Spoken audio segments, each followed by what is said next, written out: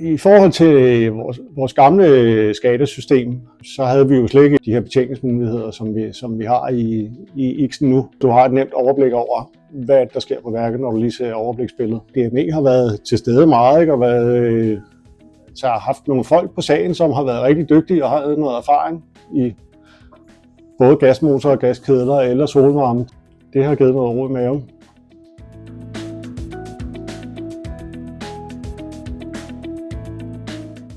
Jeg hedder Thomas og er driftleder her i Helsinge Fjernvarme og har været her i godt vel snart 4 år. Jeg er uddannet maskinmester og har tidligere været smed og været i fjernvarmebranchen i de sidste 15 år.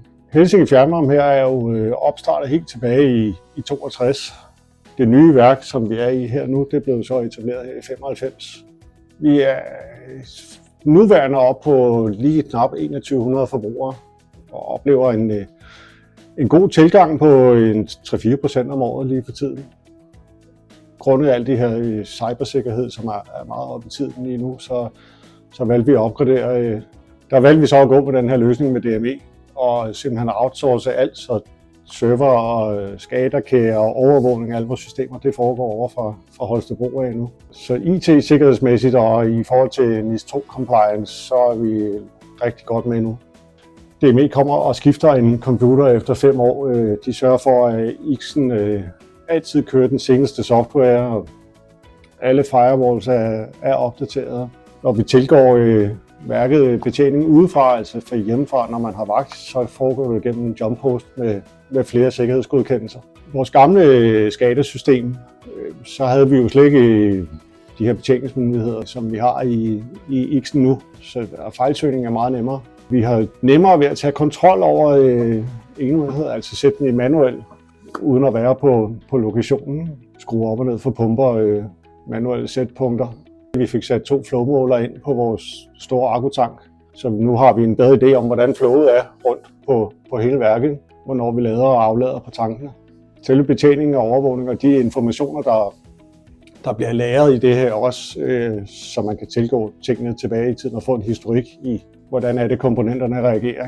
Det er jo noget, der virkelig hjælper os til at forbedre driften af værket. Ikke? Det er, at vi kan se, hvordan fungerede det sidste sæson, og hvordan kører vi nu. Er der nogle af de her ting, som vi går og tweaker hen over sommerperioden, der har haft effekt? Vi har både gaskedler, vi har gasmotorer, vi har solvarme og vi har elkedler.